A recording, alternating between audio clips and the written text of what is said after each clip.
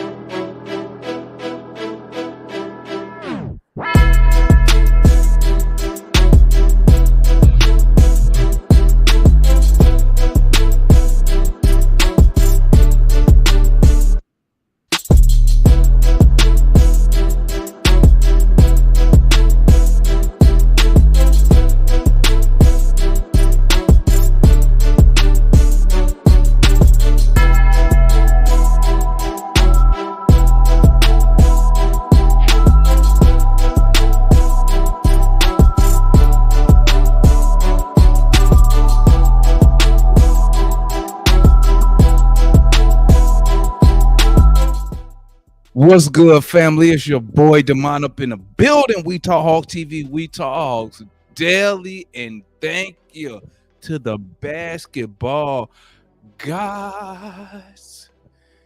We needed this dub.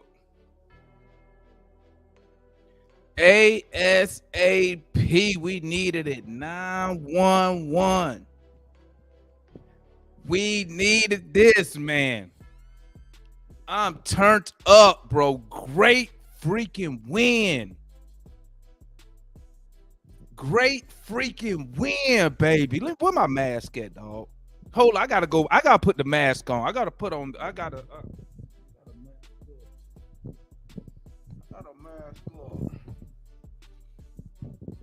mask up on these clowns. Woo!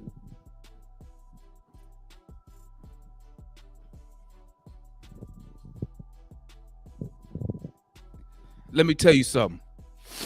Let me tell you something right now. Let me tell you something right now.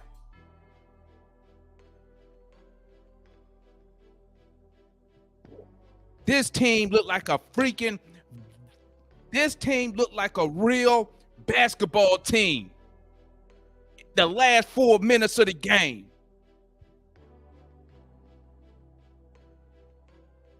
A real basketball team in the last 4 minutes of the game. Turn up.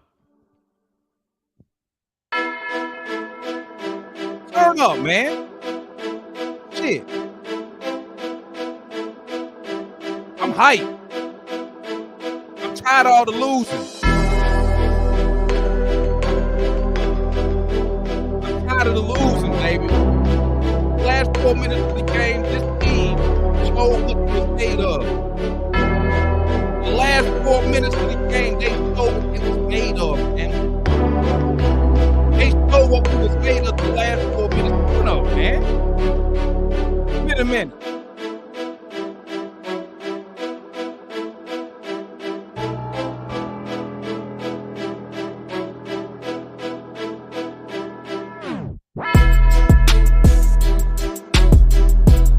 It's been a minute, man. Turn up, dog.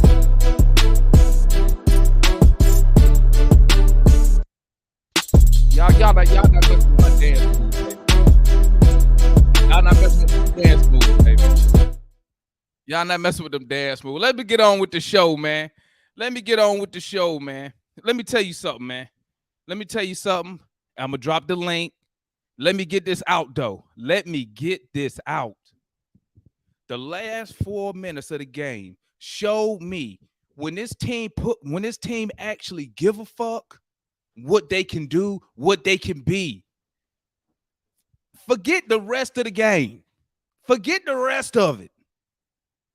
Forget the rest of the game.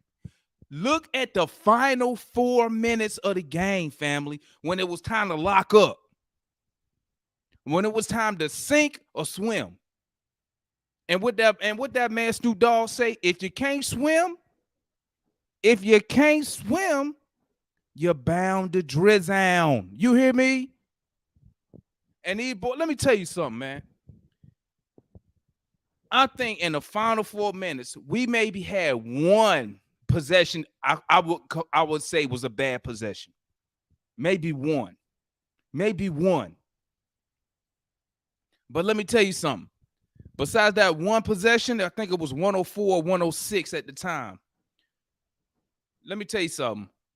Dre Hunter, I don't know what type of defense Dre Hunter been playing the rest of the season. But in them last 4 minutes of the game, the last 4 minutes of that game, he was on Kawhi Leonard ass. Pause. Okay? He was on him. He didn't fall for that stupid pump fake. He didn't fall for none of that stuff. None of it. Okongwu come through with the big block at the end. That's what I be talking about when I say defense, dog. That's what that block by Okongwu did. What led to easy fast break points. The steal by DeJounte Murray led to what? Easy points. That's what I keep telling y'all. We need to be playing better defense. And we played it when it mattered. We played the defense when it mattered at the clutch. Now let's look on the offensive side of the ball. I don't care about the rest of the game. I'm talking final 4 minutes of the game when it was back and forth. Superstars, star players show up when it matters. Okay? No one cares if you score 36, but you ain't got shit when it matters. Okay? I got to tip my cap to Trey tonight. In the final 4 minutes, he played, besides that one possession where he just dribbled out and shot some bullshit, besides that little one possession, in the final 4 minutes, he was outstanding. He didn't settle for no bullshit jump shots. He was getting right in the lane. If they're going to let you in the lane, get in the lane. 2 points is 2 points.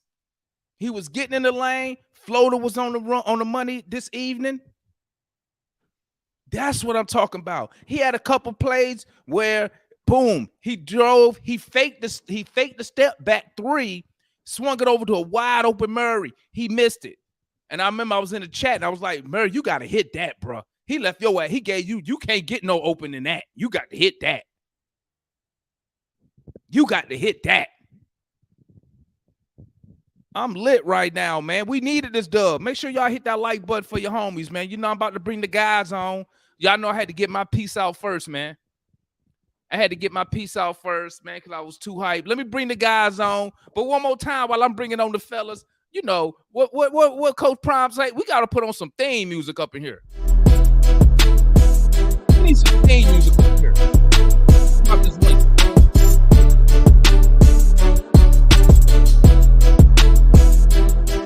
Who up in here tonight? Shout out my boys, We Talk Mav. Got to shout them out. We Talk Mav, they're the homeboys. Shout out Uncle Breezy. Y'all get a chance to tap in with them. Great nigga content, great Mav content. Tap in with the homies. Before I bring them on, I gotta do my dance. Yeah, I gotta do my dance.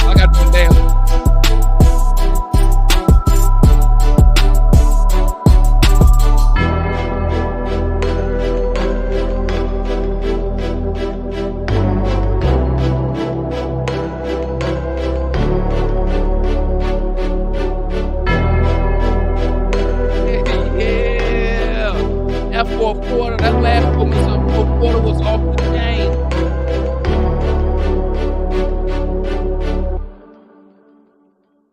That last 4 minutes was off the chain. We bring on the guys. I'm sorry, man. I'm turned up.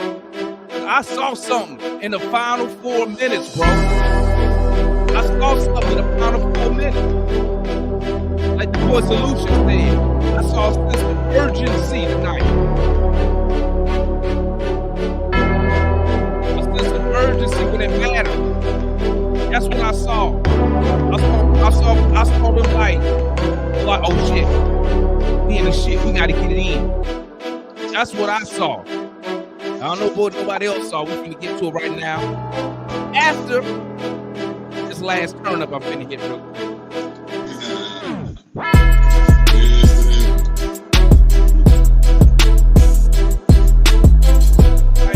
I want to catch in the club. I want to catch in the club back in the day. I'll be out there dancing.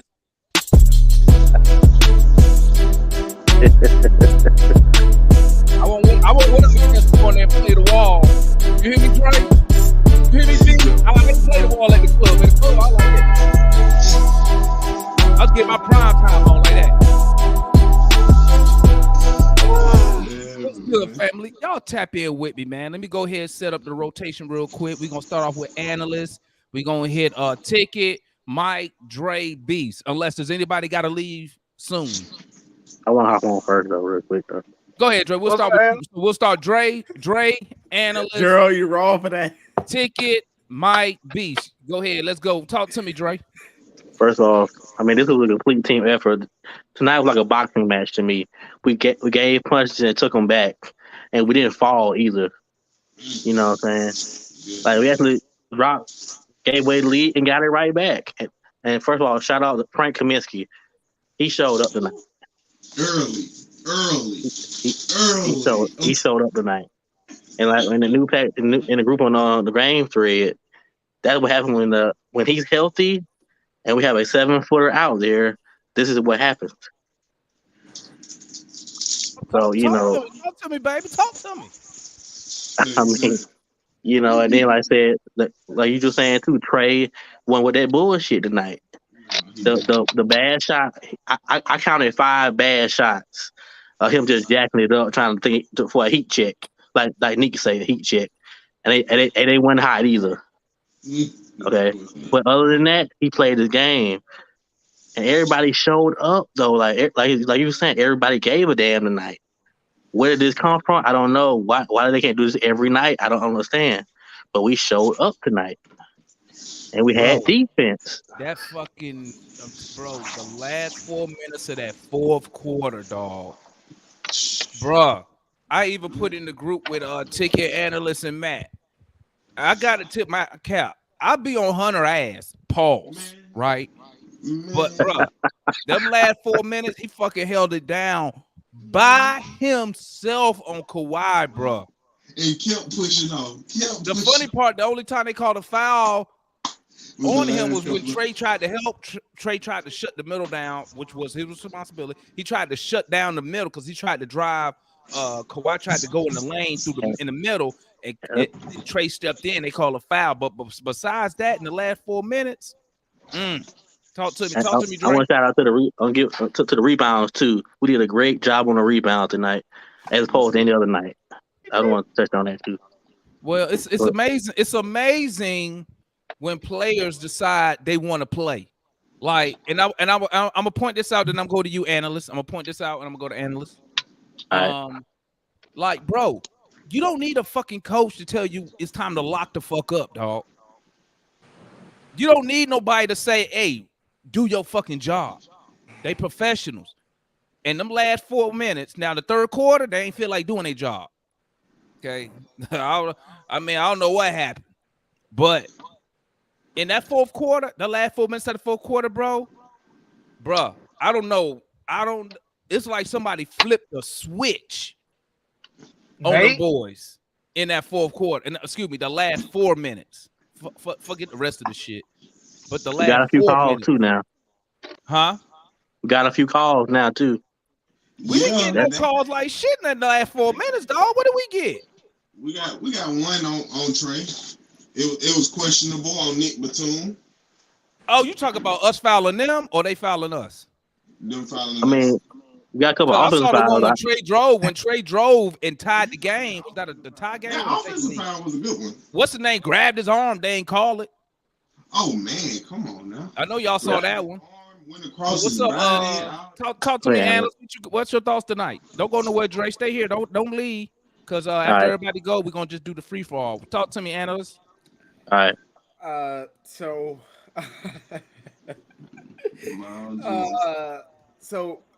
I thought after the effort in the third quarter, I'm sure Gerald and I'm sure you saw it in the body. You know, I put in the chat. I was like, this game is over. Okay, I was like, I'm not watching this no more. I'm not wasting my time with this. But let me tell you something. And you know what, bro? You had every right to think that. You had every right. Don't even trip that we came back and won, because usually these idiots don't do that. Usually it turned into a freaking blowout. So you was right. When you going by the normal of the Hawks, usually it would have been over. Talk to me. My bad. Yeah, I mean, and listen, this is what we need Trey to do. Come in clutch moments. Hunter I just saw amazing, outstanding defense on Kawhi Leonard. Kawhi Leonard, he just had his stats were awful in the second half, especially in that fourth quarter. They were just awful. So credit to Hunter for that. It was just, the only guy I don't think played well tonight was Bogut. I mean, God, dog. He was just awful. Gerald, I ain't messing with you tonight, Gerald. I ain't messing with you tonight. But no, I thought second quarter, I thought we played well. Third quarter was just such a big momentum swing. I feel like we were climbing uphill, but then in that fourth quarter, specifically like you were saying, Devon, in them last 4 minutes, we locked in and we showed that we can be a dangerous team if we play like this the whole game, every game. If we play this whole game, every game, I can see that winning streak that we've been talking about coming. If we go back to the same old Hawks, I don't know, but we got to play like we did in the last 4 minutes. That is a dominant basketball team. Talk to me, Ticket. I got you next, White Mike. Hey, fellas, greetings to y'all. You know, I know the holidays are over, but I still got a little riddle I want to give to y'all, man. Oh, Lord. Just read my name. 5 points and 9 rebounds. Who am I? Anybody want to take a guess? Bongo. I didn't see you. I didn't see you have 4 blocks. I'm gonna tell you like this, bro. I'm gonna tell you like this. I don't care what a Conwu stat line is, but that block. Yeah, that was a good block. That was a good block. Never do. That's a game-winning play. That's a game winning. So I got, because if he don't block that, that's 2 points easy. Yeah. There's one more play that I feel was an even more important play, and that was the John Collins rebound to close the game. Yep. Oh yeah. Okay, that was the game-winning play. Man, that wasn't no a game. Play. How many, bro? Before he got the rebound to close the game out, how many opportunities did they have to shoot the ball? They got the offensive rebound once and had a wide open shot. Man, listen, Twice, that ain't the game-winning play. But I thought it was twice. No, that was the game-winning play because in Golden State. Because let's see, Kawhi shot it first. No, what's my man name? Kawhi did. Kawhi shot it first. Kawhi shot. And then Morris was wide open. He was wide open. And then John got a rebound. It was only one offensive rebound. My bad. I'm thinking possession before that. When what's the dude they had? Zubac? No, the black dude on the wing. He usually kills. Terrence Mann? No, my bad. I can't remember who it was, but Morris. I can't remember, bro. The possession before that when he missed that 3, but Morris. No, that was that possession. Morris missed it that possession.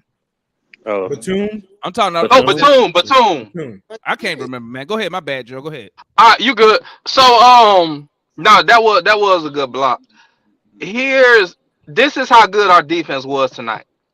They scored 108, but they got to 108. It was Norman Powell. My bad. I'm sorry. Okay, Norman Powell. Norman Powell. That's what it was. They scored 108, but they got the 108 because they got 21 offensive rebounds and 20 second chance points. Yes. Ain't nothing we can do about That's that, why. bro. That's what I'm saying. I'm saying that's how good our defense was tonight. Oh, Because we ain't got nobody that can really fix that. Now, Dre Hunter sat his ass in the chair and earned his money tonight. Yeah, he did. He earned that contract tonight.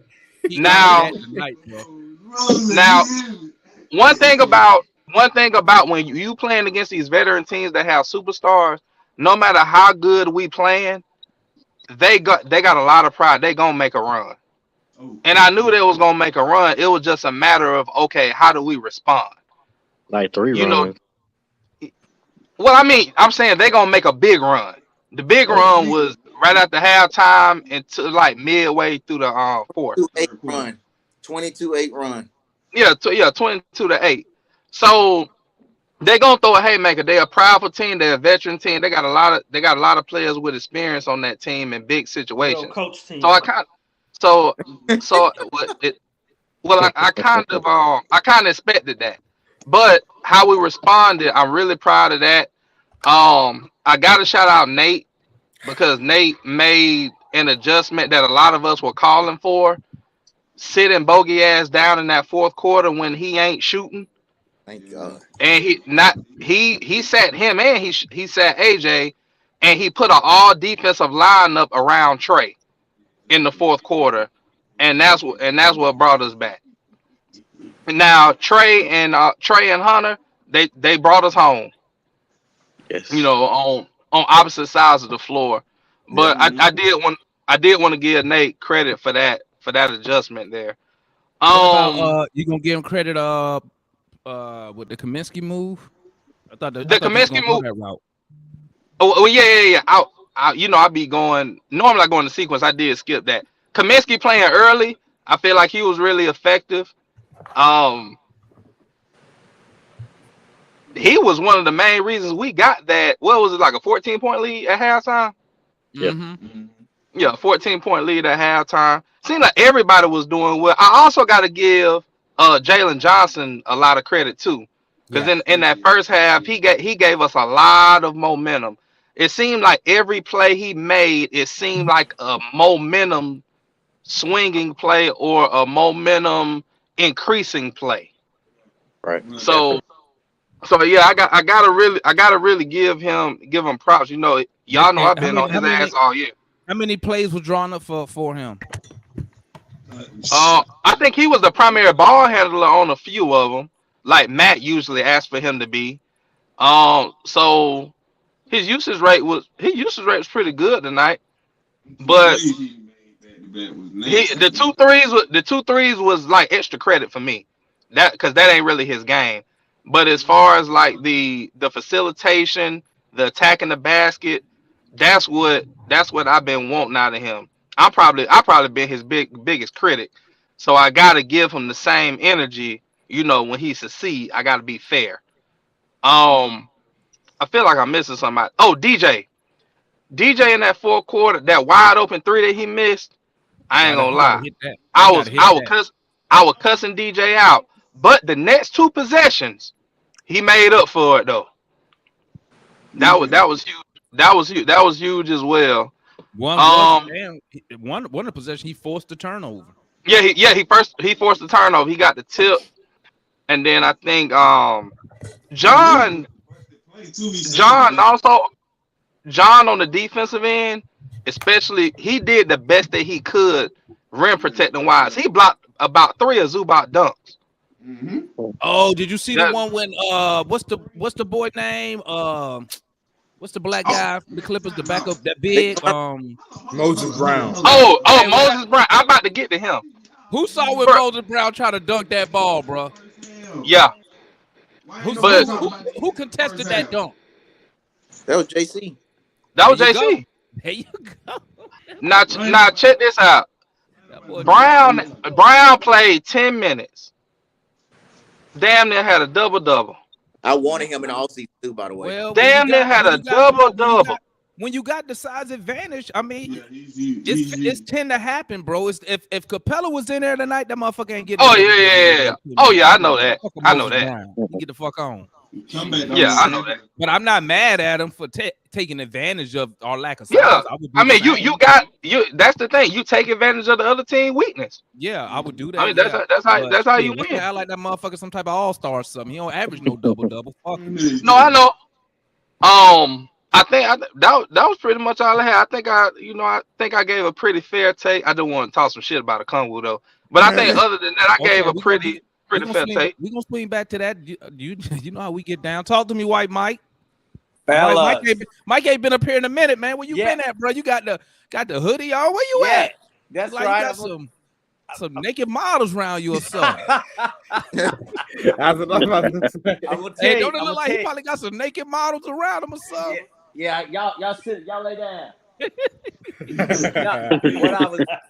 What the deal was, if you remember, I told y'all before this road trip, I said I was not gonna let them trick my week during this road trip because I had to get up in the morning, I had to work and shit, and I wasn't gonna stay up all night and let them just kill me. So I kind of just watched y'all show the next day and just kind of caught up on it then. And then tonight I was like, okay, I can catch it tonight.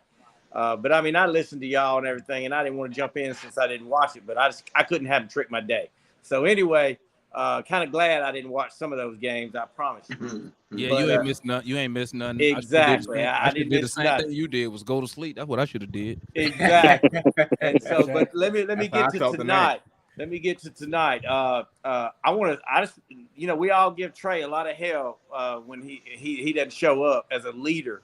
And tonight, that's what I saw. That's the Trey I remember from last year at the end, or the year before, whatever. When he was a leader, man, and he got out there and he led that team. And I noticed when they pulled him out on defense, he was fine. They took a timeout the very next one. He went out there. They had damn Norman Powell on his ass. And I knew as soon as I saw it, I said, this shit is 2 points. He went right around Norman and laid that up and then tied the game up or either took the lead. I can't remember. But then they came down and put Terrence Mann on it the next time. And he took Terrence Mann off the pick and took him in there. But what I liked about it is he looked, his body language was good. He was feeling it. He was taking good shots. 9 for 17 from Trae Young. Come on, man. It don't even feel like he scored 30. He did with those free throws, and then gets up there and nails those 2 free throws when he has to make them to put the game over. Yeah, that was huge. I mean, and so I'm gonna give a shout out to him and Dre Hunter, man. I mean, how many times did Kawhi pump and Dre stayed on the ground and didn't move? Oh my God! I mean, just money defense tonight. From he looked like $100 million player tonight, and that's what so you say. I got some hope for him, and I'm gonna shout out to Jalen, man. Shout out to Jalen for he was at the end of the game playing defensive end of the game minutes there when Bogey was on the bench, and so I got to shout out to Jalen too. I think that kid AJ was on the bench too. Exactly, and should have been on the bench. He normally is on the bench.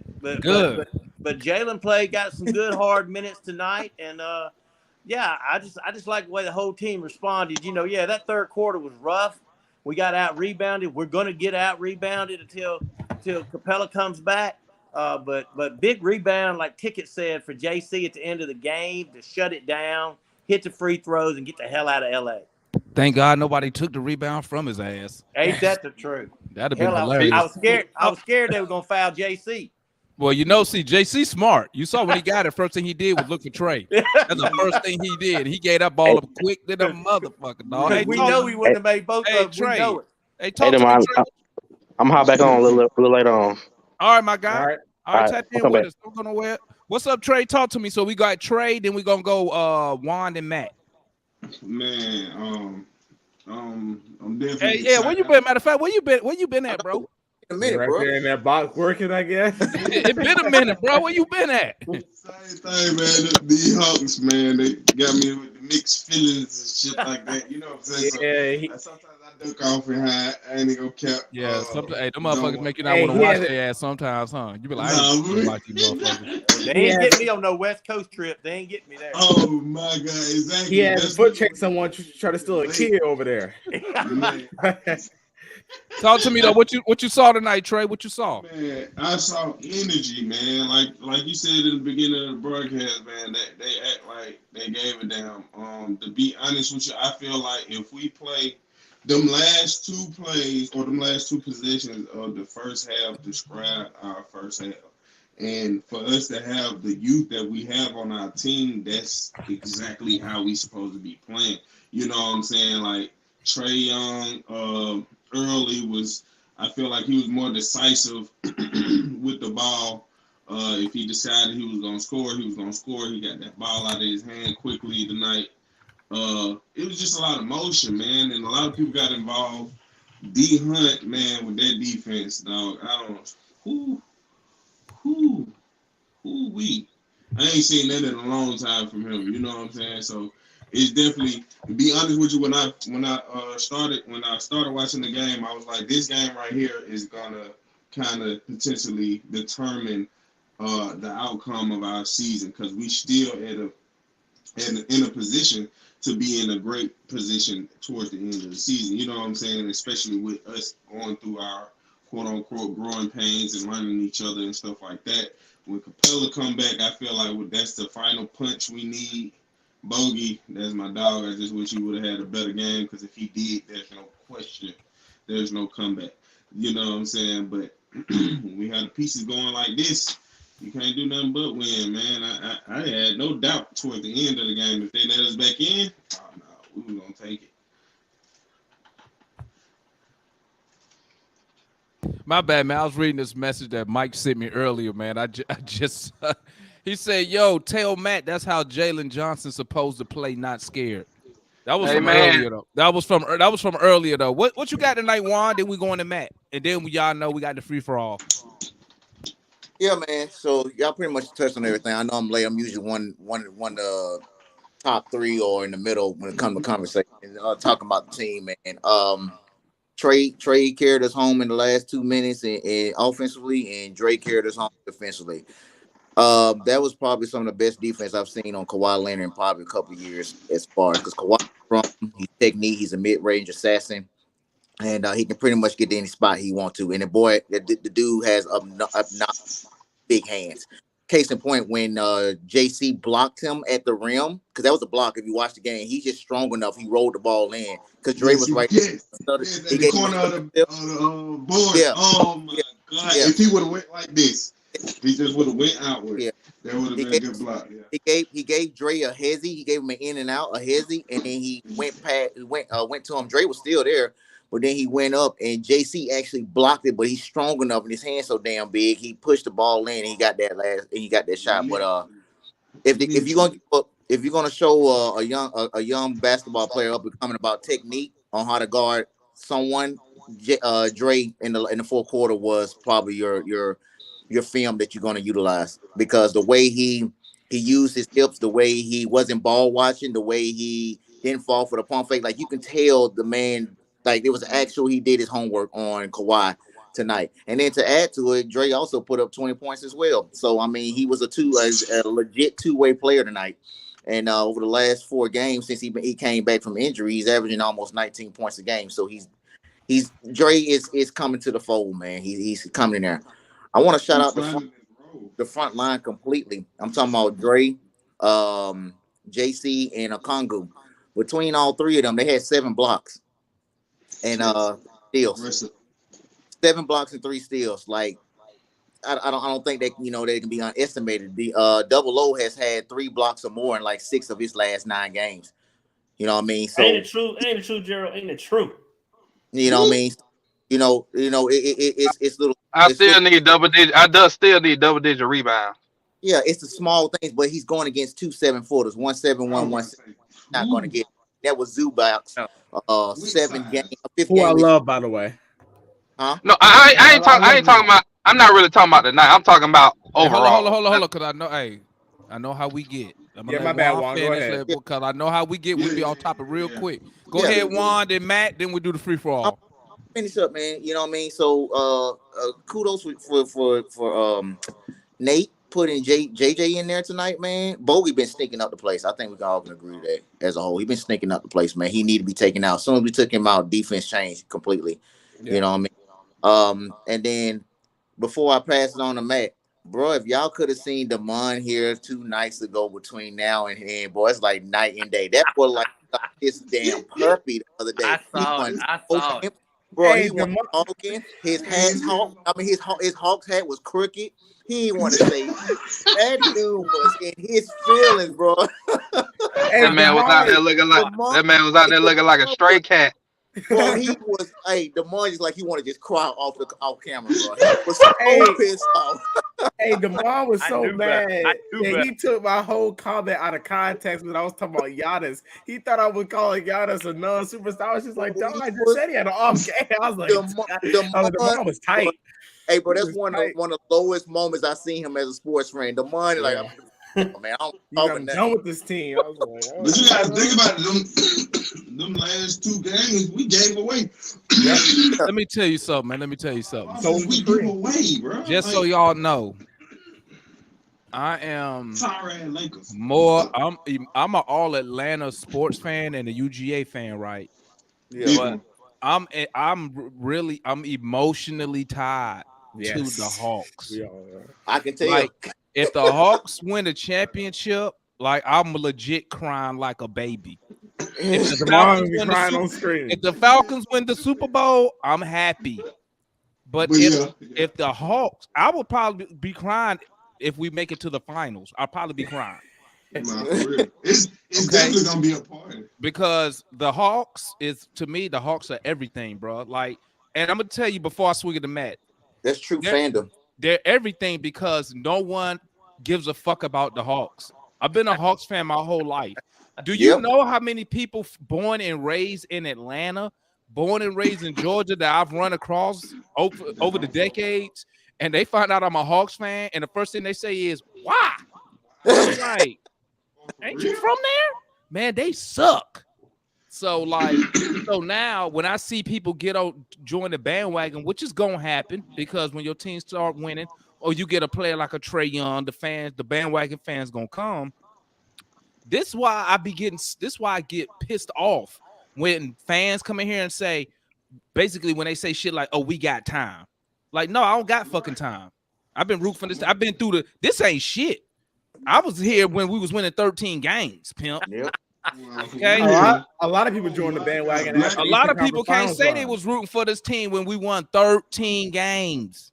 When they was giving away free tickets. When they were selling Kobe jersey in the arena. Trash. Come on, man. That's why I ride for the Hawks, man. That's why I don't be having time for this knick-knack. Hey, let's rebuild, man. Fuck that rebuild shit. You know what I'm saying? But I'm just emotionally invested. So like, DeMar, that's part of the reason why. That's part of the reason why I really gave Travis a hard time. I was like, he trying to build us to get competitive. We ain't been competitive in so long, but I mean. But see, I'm gonna answer this real quick. I'm gonna answer this real quick, and I'm gonna give it to Matt. Mike said he wouldn't be a Hawks fan. I'm gonna tell you why I'm a Hawks fan. When I was a Hawks fan, when I became a Hawks fan, bro, we was a top team in the East with Dominique, Doc Rivers. It just happened. We ran into Hall of Fame GOAT players, Bird, Jordan, Zeke. Dominique ran into all of them. And that's why when people say we didn't win no title and they try to talk shit about Dominique Wilkins, that's why I don't stand for the nonsense. I don't give a fuck if you're a Hawks fan. I don't give a fuck where you from. Hell no, because he was going up against all-time greats. Okay, and we had Boston on their ass, and we tricked it off. But I was here when we was a beast-ass team. I was here when we was a beast-ass team with Steve Smith and Mutombo. Yeah, when we was the number 1 seed in the East. Yep. And tricked it off. Same year we traded Dominique Wilkins. Tricked the shit off. Lost to the fucking Knicks. I tuned in on that Saturday, that game after the Lakers. I tuned in. It took 8 minutes for you to say a word. Yeah. Because I'm just, bro, I get disgusted. Let me tell you something, Mike. Let me tell you something. My bad, man. I'm going to swing it to you. Let me say this real quick. I get disgusted when I see professional athletes not putting forth the effort that's needed to be great. They have talents that none of us have. If we had it, we'd be in the NBA, right? Okay. But they got talents.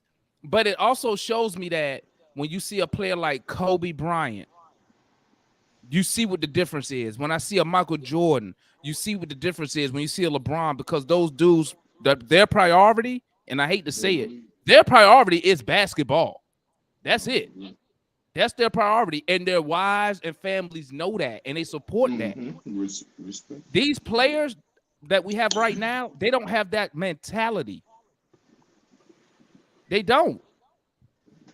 So when I see them out here giving half-ass effort, because let's be real, we all know defense is majority effort. It's majority effort. It don't matter if you a man or zone, because everybody do the same shit anyway.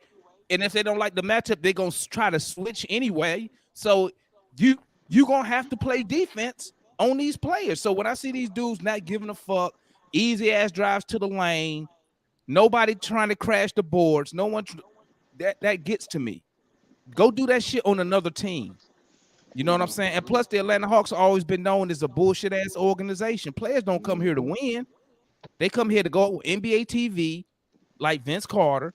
They come here to enjoy the fucking strip club. That's why Vince Carter came here. Y'all do know that, right? That's why he came. So he can go move straight to NBA TV. I forgot to mention, we the only team in NBA history that had an active player on the roster call the game and wasn't injured.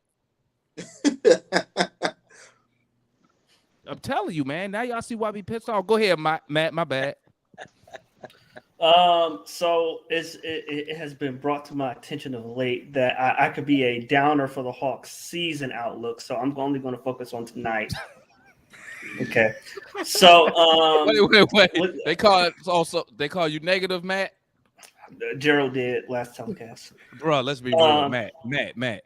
We could win by 100 points, and you gonna come in here and because I'm looking at the overall season. I'm adding up. But we just talking about we could win by 100 points, Matt, and you will come in here and say some shit like, "Yeah, they won," but because I'm looking at the end product, but like I said, I'm only gonna focus on tonight. So I'm only speak on the positives about tonight.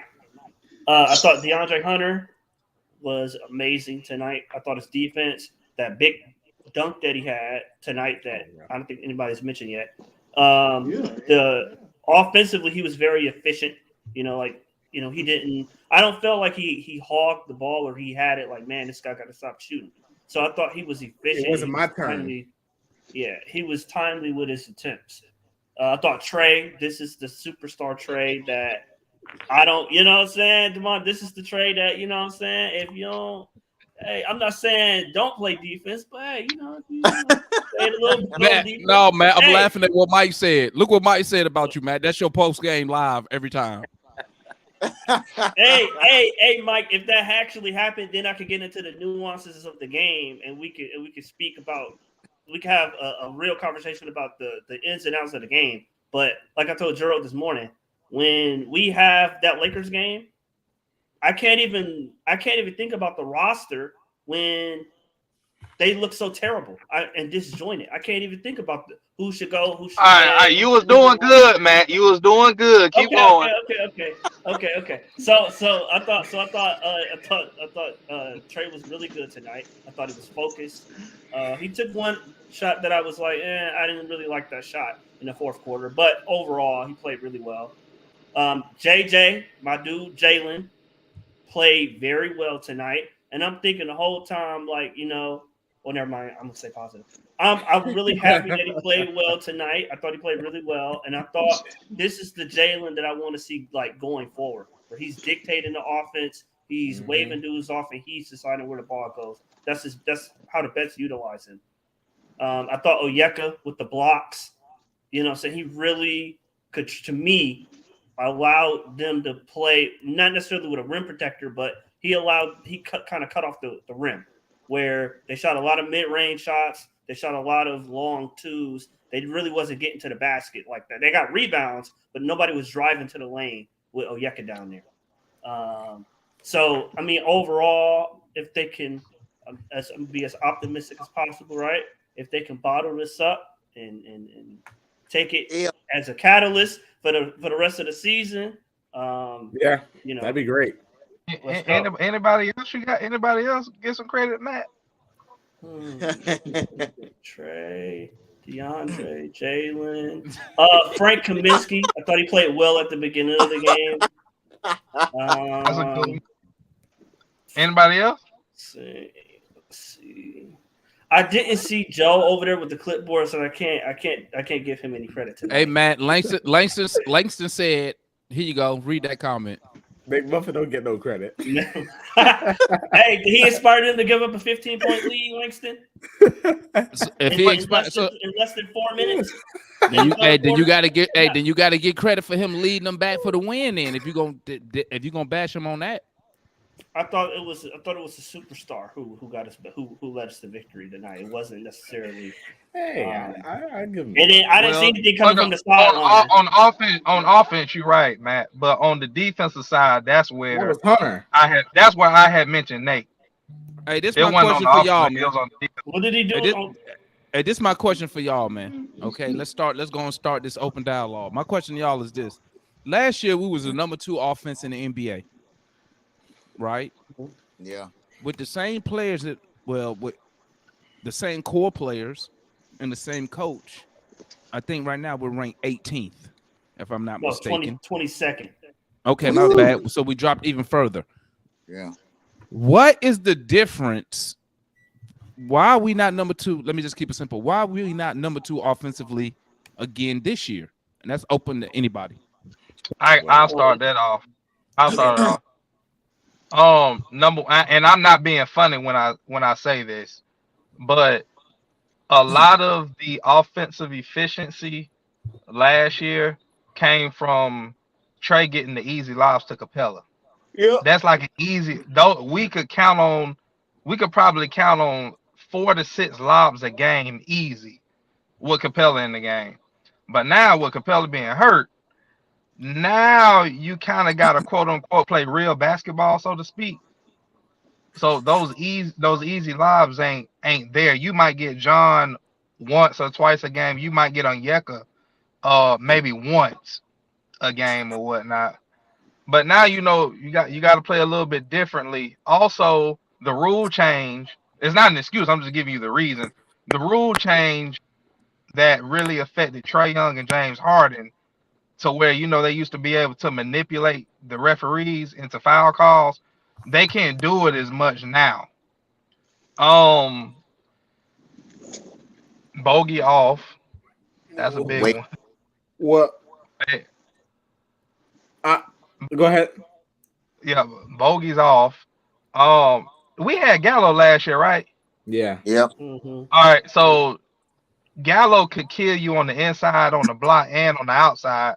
If we were struggling, we could just get the ball in the post, and Gallo was either gonna go to the free throw line or he was gonna make a shot for us on the block.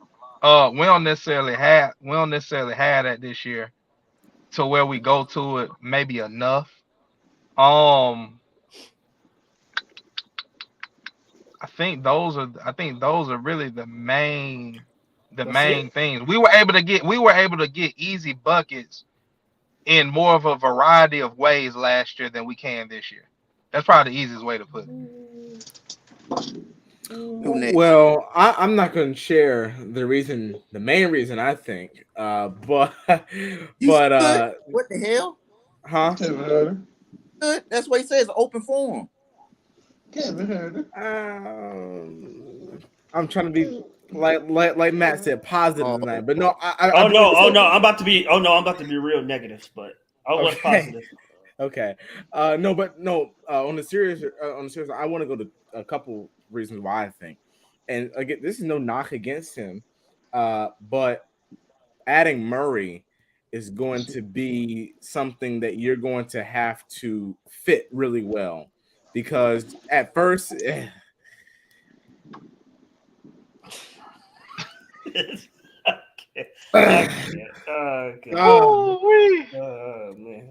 Anyways. Matt, I'll answer your question after we done with this one, okay? About Nate, all right? Hey, Langston, you own one tonight, bro. You You heard me, Matt? Go ahead, go ahead, Langston, analyst. enough of McMuffin. Anyways, so Murray being implemented is a huge adjustment that you're gonna have to figure out a way, because at first it's gonna be kind of like, all right, Trey do his thing, Murray do his thing. You have to. It's gonna become a collective effort as the season goes on. So I think that's a big part of it. I think like what Gerald mentioned and Finisher mentioned about Gallo. Listen, I'm not. I'm just shoot straight. We miss Gallo because we go on too many scoring droughts to where last year and the year before we just said Gallo go to work, right? Or we could penetrate and we have Gallo shooting threes. Now listen, I think you can attest a lot of that, attest some of that the Herder being gone too. I went back and I watched our just for information. I went back and I watched our playoff run, and I was looking and I said we could not. I said we were a very dangerous team, even though we couldn't guard a parked car. We were dangerous because every time we penetrated, like I was watching a sequence where it was the Knicks series where Gallo shot fake and they were trying to close out hard on him. They had Bogey shot fake. They were trying to close out hard on him. And then you got Kevin over there who can hit the three. We had shooters all over the place and it can hurt teams. So, I think a lot of that has a lot to do with the new players, obviously. But listen, we're going to have to figure it out because 21st or 22nd, that's not going to roll. We just need to figure out how to get these dubs. Yeah. Matt, you want to go next? Yeah. So Go ahead. you want to go one? No, go ahead. Okay. So a couple of things. One, obviously everybody knows we traded offense in for defense. That's one. Yeah. Two. Yeah, that's true. That's true. Two. You can only run the pick and roll so many times before it's easy to sniff out, especially when you don't have the shooters around. Even if you want to spread and run a spread pick and roll, you don't have the shooters that you spraying the ball to off of the pick. So the floor is compacted, it's more condensed, and it's more isolation heavy because we don't have the shooters. So when we dump it off to somebody like Holiday or we dump it off to Jalen, they got to try to make a move off the dribble as opposed to just catching and shooting it. So that's one, or that's two. And then three, our coaching staff is heavy dependent on stars making plays. So it's heavy dependent on Trey making plays in the pick and roll, Murray making ISO plays in the pick and roll, and sometimes it works, sometimes it doesn't work. That's why. We're a little bit below mediocre because Trey and John isn't shooting a three as well as they normally would, but that's why we're not middle of the pack. If Trey and John were shooting threes like they have been for their career, we would be like 15th or 16th. So that's why the offense is cratered. That's a fair take, Matt. Hey, let me say something real. Let me say something real quick, Wombs, so I can go to the garage real quick.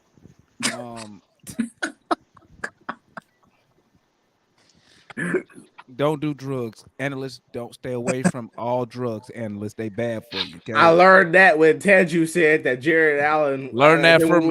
He said Clint was better than Jared Allen. I don't know about the rest of them, but I can tell you one thing. Me, and I know True B. I can tell Trey B smoke. I can tell. I can look at him tell he a smoker. But so don't be like me and Trey, dog. We going down. And Juan can't smoke. Or we calling the authorities. But check it. Yeah, Juan in the service. Real quick. The reason I asked that question, guys, was this. I was doing some looking at the stats, man. Because at the beginning of the season, I said, if we could maintain being a top 10 offensive team and we improve the defense by at least 10 spots, we should be a 50-win ball club, right? So obviously we're not trending in that direction. So I went to go look. And this is my thing. I think it's two things that's stopping us, really. One is they got John Collins taking way too many three-point attempts, which he's not efficient at. Which to me, when you're shooting 25%, and I'm being gracious because I think it's lower than that. When you're shooting 25% from three, to me, you basically just giving up a possession because your chance of him making it is slim to none. That's one, and that also brings down his overall shooting percentage. His overall shooting percentage right now 49%. John's usually high 50s, near the 60s. So I think that's an effect. But I think the main issue is Trae Young shooting so bad from three. And I think him shooting so bad from three early, I think he might be at 31, 32% now, but he was floating under the 30% for almost the whole season. You take away those threes, because I always look at Trae's threes. You know, if he having these nights where he's 3 for 10, and I'm like, if you take away half of that mess, his regular shooting percentage goes up. Trae Young is having his worst year since his rookie year. Last year, we was number 2 offensively. He was shooting 48% from the field, which is amazing considering how many jumpers he takes. And he was shooting 38% from three. That's what I last forgot year. Shooting profile. Yeah, he was shooting 38% from three last year also. So with him being our number one option and he was taking 21, 22 shots a game last year. This year he's around 20 shots. But his shooting percentage is so low. And I think that's the biggest reason. And I think he could he can improve that, which would improve us offensively. I think if he stayed away from the threes. But then when I thought about it, he needs to take those threes, unfortunately, because that's what keeps the defense on their toes. So they just can't sit and wait for him to attack the basket. You feel What me? if I go a different way? Go ahead. With all the reasons that y'all said, Trae is shooting bad. We did lose. We did give up offense for defense. And then we don't have the space. When we do have the space, we don't have the shooters to be able to make up for what we had lost last year. Well, how about this, man? 23.8. That's the shooting percentage. That's the averages that Gallo and Herter average together. 23.8 points a game. We are not getting 23.8 points a game from Okongwu, Jalen Johnson, and both Holidays. And that's not including Bogey's 17 points last year. You know what I mean? So you're missing almost a quarter's worth of points from those personnel that we had last year. Number two, they have relegated JC to fill the role that Gallo will fill in last year. Remember, Gallo could shoot the three from as well, and he would post up a lot outside. But Gallo also had the ability to be able to dribble as a 6'10" forward, and he can get to his positions wherever he wanted to. He's a much better not facilitator, but better to get his own shot. And we're missing that, man. Yep. Gallo did something that slows the game down. He posts up. We don't have a post presence. Gallo can get in there. He can slow the game down. And he can post up and he can get buckets from that position, man. JC, yeah, he has a post presence, but Gallo is way, way better than him in the post because he's been doing it for years. He's 6'10", he's 250, slow as a sloth, but he can get to any place he wants to on the court when he wants to, man. So I think that missing Herter and Gallo's shooting percentages, the floor not being open as it is, Trae shooting bad, Jay-Z relegating back to being a spot-up three-point shooter, all those things that played a significant factor in us, our offense derailing. And then Nate also, man, we don't get creative on the offensive end, man. You know what I mean? It made Nate look good last year because those guys can shoot their ass off collectively, but now you don't have that. So what are you going to do now, Nate, now that you can't hinge on a Herter or a Gallo to be able to make up for some of the mistakes that we may see throughout the game? You know what, Juan? Pick and roll. To piggyback on what you just said, Juan, I think I'm gonna put a majority of that missing out on Gallo, because I agree about letting Gallo go. Because I don't think he was worth $20 million. Because that's what we was gonna have to pay him to keep him. So we missed one too. We missed one too. So I put blame on more of the front office and Nate McMillan and his coaching staff about that part, because the minute you knew that Gallo wasn't going to be on this team is the minute where you say, okay, guys, what's our contingency plan? Okay, where am I going to get these points from? And if he thought he was going to get it from a Jalen Johnson and that combination that you mentioned, maybe instead of going to see Trey in Oklahoma to talk about playing off ball, he should have been getting those guys together and saying, hey, guys, y'all going to be you're going to be featured a little bit more than you was last year. So we need to work on A, B, C, and D. So, but Damon, No, you got it, Mike. Man, I jumped in. I jumped in when you going. I'll save mine. Go ahead. Go ahead. Damon, do you think that has to do with the fact that Nate was probably anticipating them to add another veteran? And I'm gonna find it. I'm gonna put it in a private thing. I'm gonna find it. But Field said this summer, like they were hesitant to add a veterans to the roster because like they want the other dudes to grow and develop. So they're that's why you got. That's why you. But see, Matt, that's why the coach and the GM. That's what I be saying when I say the coach and the GM and the president. They all have to be on the same sheet of music. They should have the same vision. Only thing they probably should differ in is in the player, because obviously the GM might not want to spend whatever money that a coach want a certain player for. But why would Landry Field say, "Oh, we're scared to add"? What are we doing here? Are we trying to win? He said, we want the younger guys. So he compared it to like, I think biology or something. He compared it to like organisms growing. He wanted like the younger. You know guys what? to grow. I bet. You know what, Matt? I bet you $100 he didn't run that by Trey Young and say that shit. I bet he didn't do it. Damon, real quick. I think it's a couple things. I think one, the rate. I think the main reason was because they wanted to at least. I don't think it was that they're looking for him. I shouldn't say they're not looking for him to grow, but they at least wanted to see what they had in Jalen Johnson. So maybe by the trade deadline, they can evaluate whether he's cutting it or not. But analyst, why are you thinking like this? Is what I'm trying to say right here. Because I'm just saying that because you used the first round pick on him, you just want to see if he's gonna fill that role. This is what I'm trying to say. What is the plan?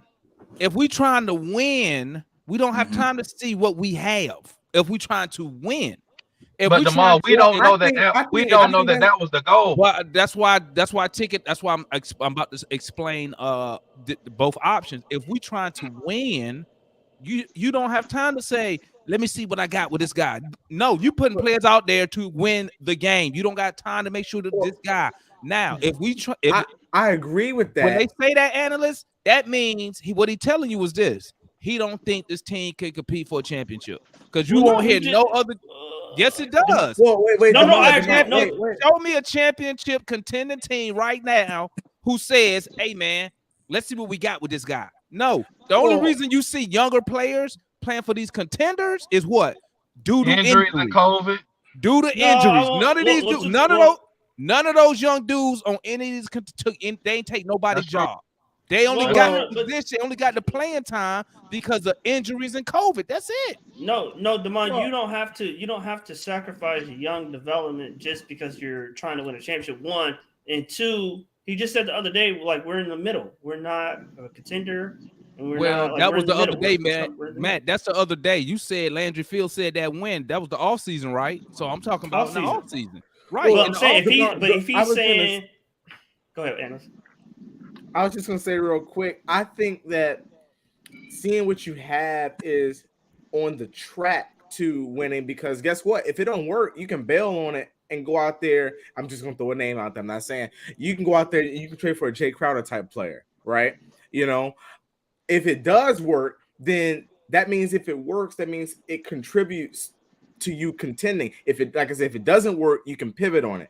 I just think they wanted to see what they had. So they weren't burying him on the bench again. He didn't think we was contending for a championship. Well, he probably didn't. He probably didn't. And I tell you what, he probably didn't think so. And he probably didn't. And I tell you what, with Russell's the owner, I tell you, that minimum contract budget that we had, that might be why he on a minimum budget because he don't feel like we can win right now. But he don't know basketball. Yeah, that's what I'm trying. The owner don't know basketball. So what? So that's what I'm saying. As soon as your owner start meddling in shit, and he not a former player, a former executive, something to that effect, he shouldn't be meddling. Go ahead, But Wanda. Do you think Grant Hill is involved? Hold on, let me hear I, Wanda. I was just about to say Hold that. up. How do Go we ahead, know Wanda. that? He's not? So, Hold on, I'm gonna go Wanda, and we go Ticket. Then I'm gonna answer Matt's question. so analysts, I want to get piggyback off what you said. We was looking at what we had. All right, you know what I mean. With the departures of Gallinari and Herter, we knew we had a very thin bench to start with. You know, you had Double O.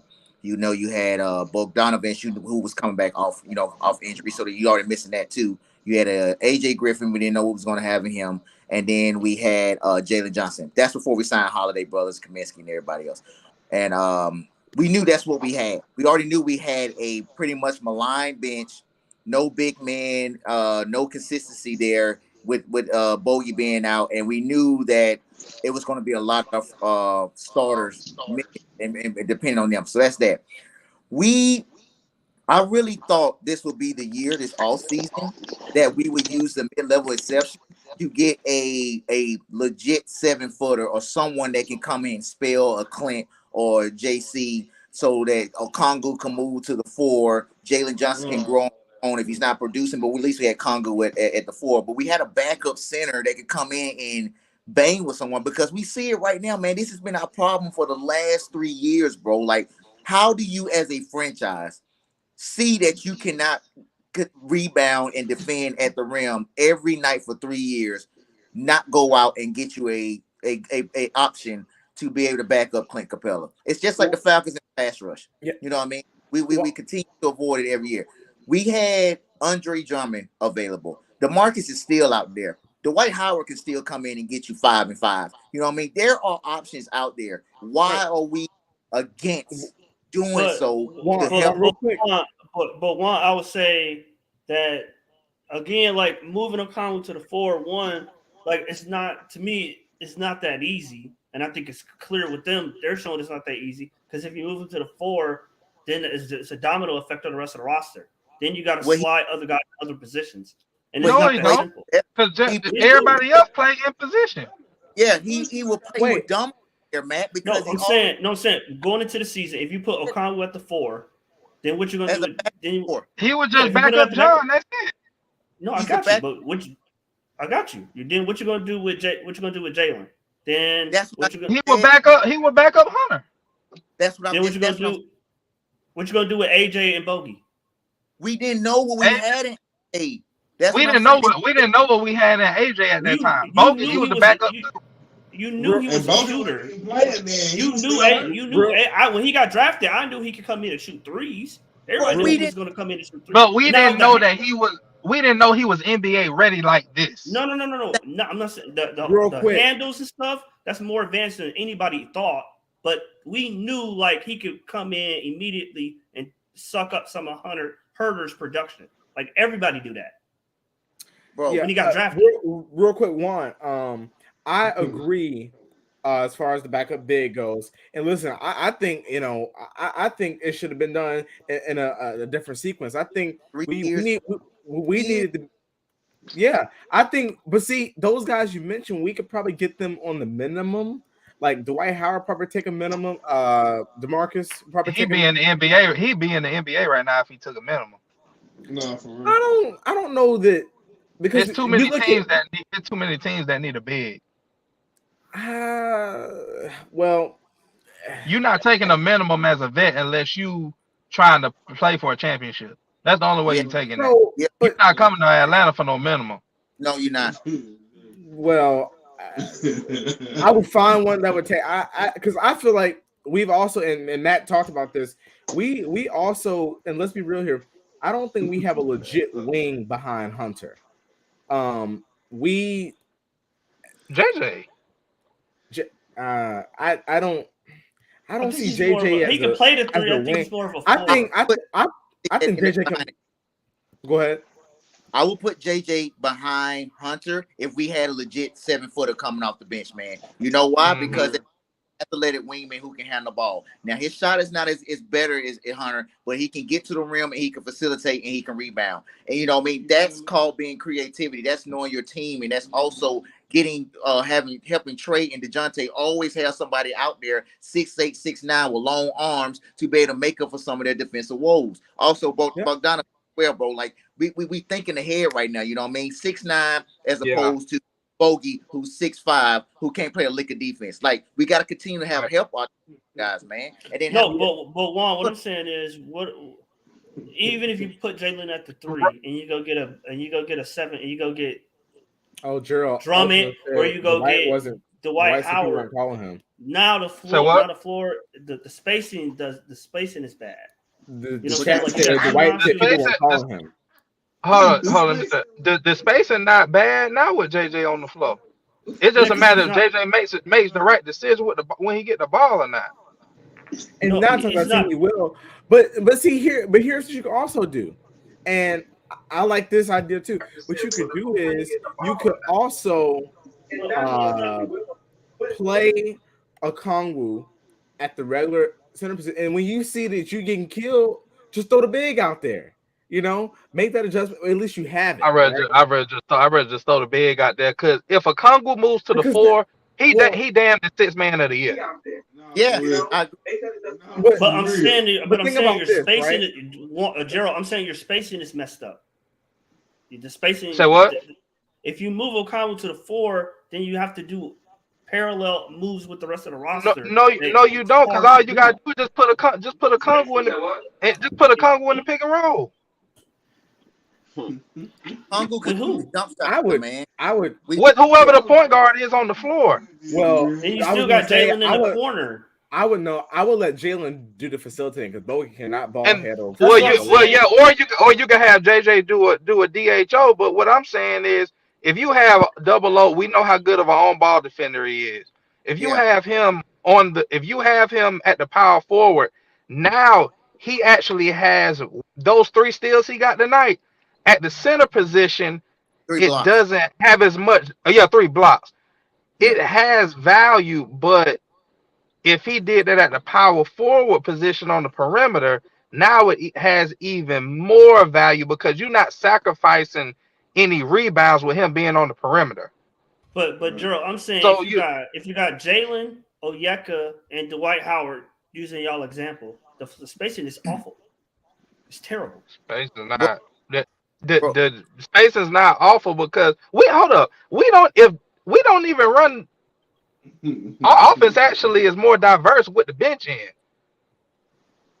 I mean, it's not really diverse. Yeah, it's not diverse. I said it's more diverse than with the starters. But I'm saying, okay, but even if you're gonna run at DHO, then where you gonna put Onyeka? Then where you gonna put Dwight Howard or another lumbering 7-footer? It ain't that hard. It ain't that hard, man. They can figure this shit out. But I just think guarantee we have the best defensive bench in the NBA. We have a whole lot of fast break points off of damn turnovers. We play a lot faster. The pace will be a lot faster, like you like. Bro, I'm just telling you. Like I posted in City, man. Like Jacob Hurdle that plays with San Antonio. I like it. On the block right now, man. He averages 11 and 10. Like, and he's the same age as Clint, but he's, you know, he has some past injury woes as well, but he's a lot more available, and he has nice touch around the rim, and he can post up, and he can shoot the mid well, man. You know what I mean? So I think he's better than Capella, but Juan, are you? I think the rebounding with Capella is what puts him over the top. Yeah, he's top. Juan, the only thing about Jakob Poeltl, and I love Jakob. I've been preaching Jakob Poeltl for a while. Only thing about him is I heard the Spurs want some type of unrealistic return. Somebody got the show on in the background. I think that's ATL Cool Kid. Just mute. But the only thing about Jakob Poeltl is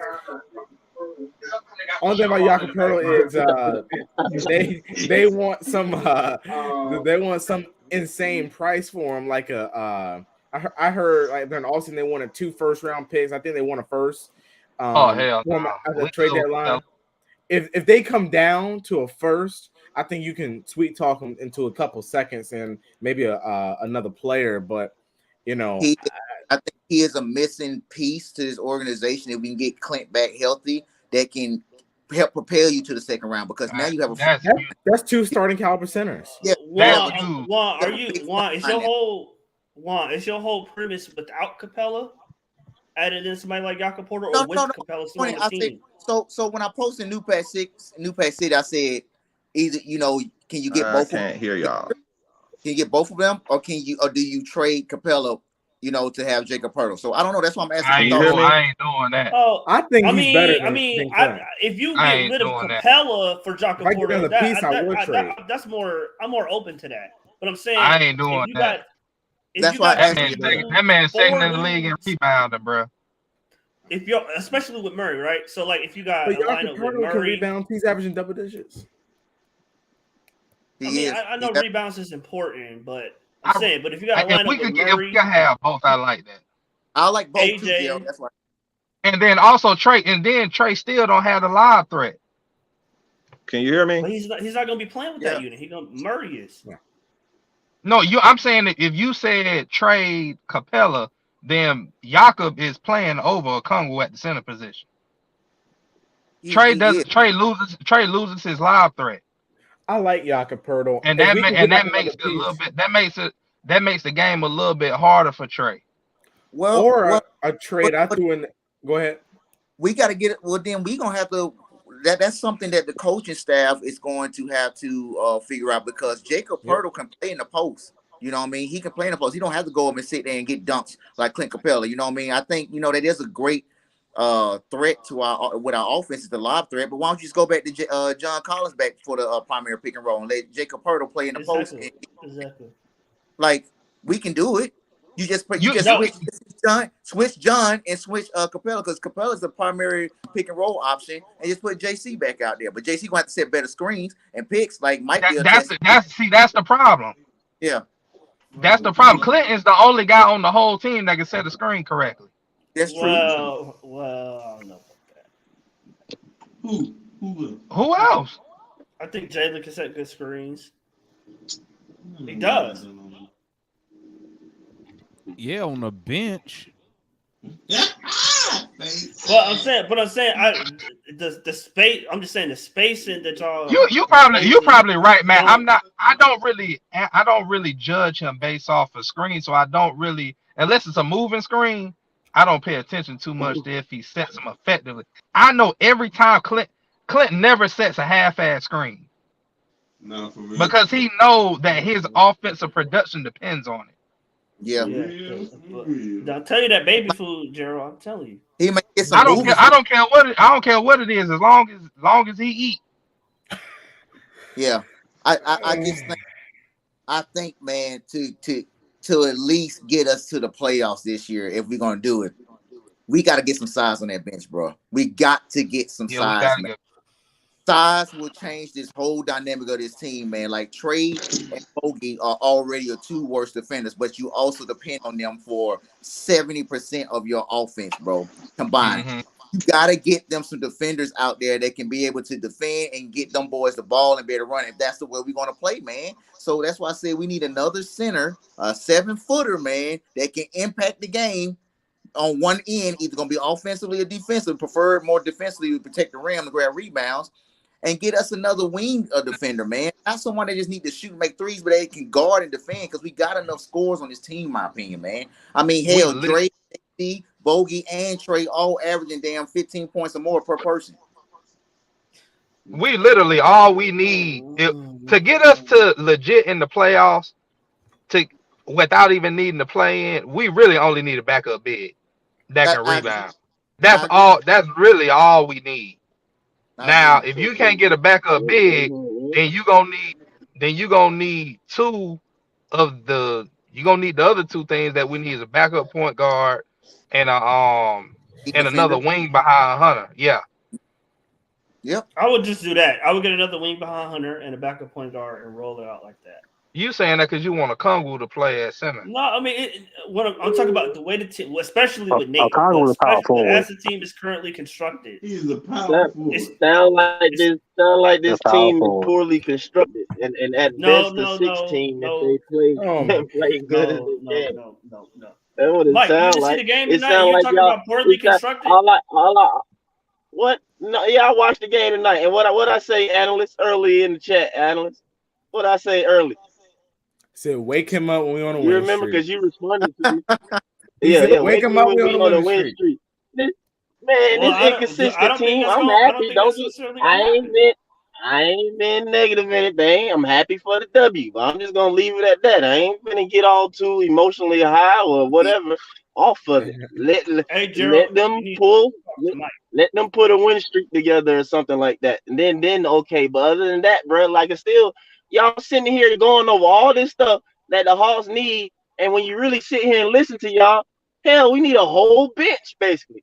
We need depth. We need depth. We just need more to this roster. And like I said, I'm gonna keep saying it. Top 5 in the East, we ain't matching up with.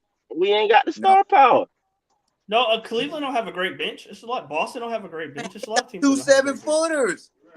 Well, they got 3. I'm talking about we're only talking about teams benches. That's the only. All right, that's check what it we're out. talking about Well, But what I like about Boston's bench is they're shopping Levert. They have something that they have a unique bench that I like. Obviously, they got Brogdon coming off the bench. I think he's like the sixth man over there. Damn. But they got guys. I love Bogey, but if we had to move on from Bogey, I would take more of a lesser price shooter like a Sam Hauser and Peyton Pritchard type that can hit time. Oh hell no. Can y'all name Cleveland's bench? Can y'all name Boston's bench? Can y'all name Milwaukee's bench? You can name Milwaukee's bench. I wasn't saying trade Bogey for those, but I'm saying if we moved on from Bogey, I would like, and I mentioned like a Max Strus in my someone that can come off the screen and hit a timely 3. I like Garrison Matthews. I'm just saying if we moved on from Bogey, but I think this. I've been saying that I think we need better depth.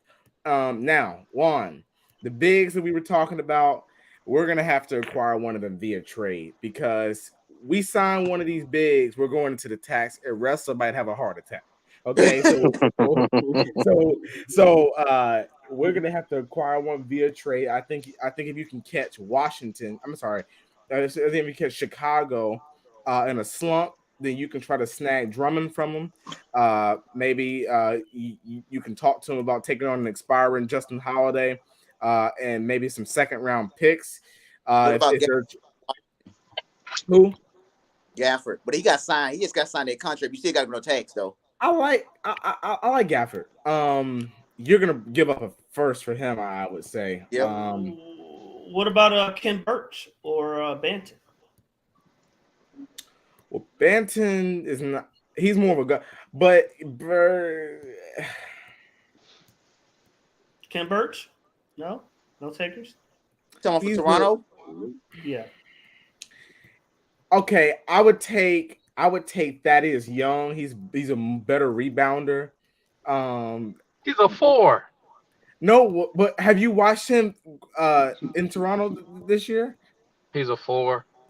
He specializes in grabbing boards. They have him out there for grabbing boards. If I'm gonna go get an old ass 4, I'm gonna go get Todd Gibson.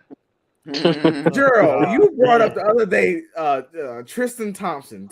I told you that man was a powerful. Listen, all right. If you don't like that, that's fine. I don't know about Tristan. It gotta be a legit center, not an undersized center. Hey, let's go get Bruno. Hassan Whiteside. You didn't like Hassan Whiteside. He's still available too. I like Hassan. I'll take him at that point. You say take him. He's better than Congo. He's goofy, but he's 7. Gerald, stop this. Hey man, disgusting. Hatred towards Solution Sports in the chat. Landale was solid, but but the Suns struggling over there. Biyombo is undersized. Bismack Biyombo, he about DeAndre Trash. Hunter size. He is. Trash. They struggling with What him. Biombo? What 6'10"? 8, Beyond 6'8". He 6'8". trash. Damn. He's On Good small. 2K, job. you think he's 7 foot? Okay. So listen, I think there's some guys out there. Listen, like I said, I'm all for getting the backup big, but it's gonna have to be via trade because wrestler, he might try to sell the team before you go into the tax. So it's got to be someone that we're matching contracts for. Like I said, I like Drummond a lot. It, um, maybe if Miami was willing to, maybe Miami was willing to give up a Dwayne Dedman or Omer Yurtseven, I would What take any of those Oh, two. you're seven. about Isaiah Hartenstein I like I was thinking Hartenstein. about that too. for New York? Hey, what He, about Boban? Where he at? he's He in dropping out. Houston. You I heard me? seen him on the damn commercial. Hartenstein is dropping out of Y'all rotation like because Obi. y'all like all these centers, but we don't never have one. That's just crazy. Yeah, But anyway, Hartenstein. I like Hartenstein. I thought he would have been a solid pick. Again, I like Hartenstein. What y'all say? JaVale McGee. I like He He McGee. on ain't coming Dallas here. though, ain't he? He on He ain't Dallas. coming here. He on the bench. They don't even play that man no more. I like McGee. He can He work. had a nice game last night though. They just lured him in because they said he was gonna be starting. And then they took away his starting role. They snowed him. Yeah. There's Oh, I just got a question. I got a question when you finish, Alan. I'm just rambling. This one. Okay. You Boban wouldn't be bad. Boban. Boban trash. We just need him out, bro. We just need him out. Don't we? How many? We got one roster spot, right? Yeah, we got one roster spot. But it's gonna have to be via trade. Like I said, wrestling going in the no tax. We do got a trade. We do have 2 trade exceptions we could use. So I like the idea of that. Flies in America, no. Oh no, finishers hit Bruno Fernando. No, he'll get Hey, back I said here. that. No. I He'll said get back Bruno. here. He'll get back here and he'll turn into a shell of himself. And Hell Yeah. no. Who? I got a question for y'all. You was done, analyst? Charlotte, they got a couple over there. Nick Richards, Kai Jones. They not. You normally don't trade within your division. Yeah. I You don't mean, do.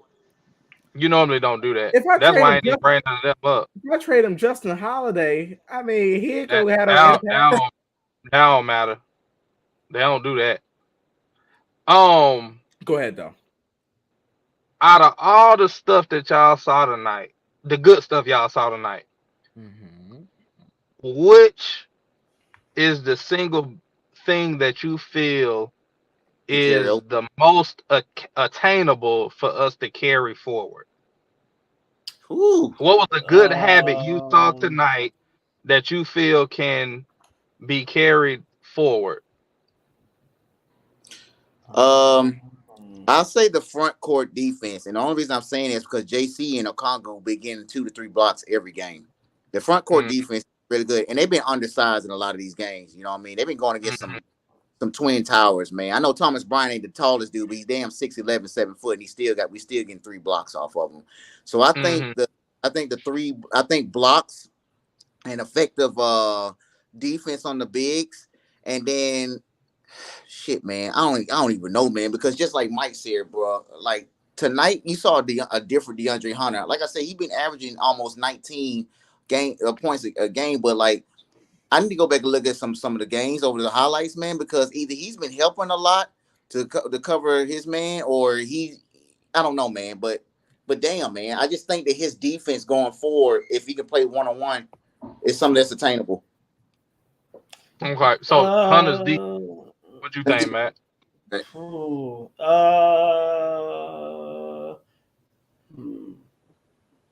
maybe the poise that we played with, where we didn't take a lot of bad shots in the fourth quarter. Okay. Maybe 1 or 2 bad shots, but overall it was pretty. Not necessarily we didn't get any like great shots, but we didn't take any bad shots. So the poise that we played with in the fourth quarter, I'll go with that. Okay. Ams, what you think? I gave y'all a good one. Yeah. Most attainable. I'm gonna give you a couple things here.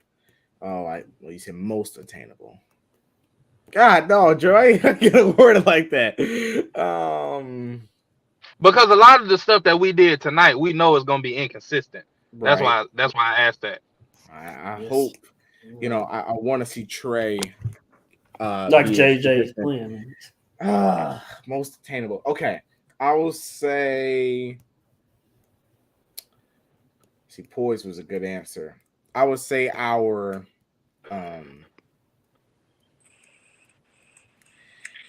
hey Gerald, go to Demond real quick. Let me Damon, did you hear the question? No, what was the question? I said, out of all of the good things that we did tonight, which good habit do you feel is the most attainable for us to do going forward? The effort on defense. I could have said Ooh, that. wow. You got do lost in control that. Yes, because You you do control. control the effort. Bro, watch this, bro. Nothing was said to them that has not been said to them hundreds of times. I'm gonna tell you, bro, and I think I said it earlier. It looked like at 4 minutes, it's like they just flipped something, just went off in all of their heads, and it's like, you know what? If we just play some defense, we could win the game. And bro, like y'all didn't catch on that stuff. Like Hunter did not fall for one pump fake.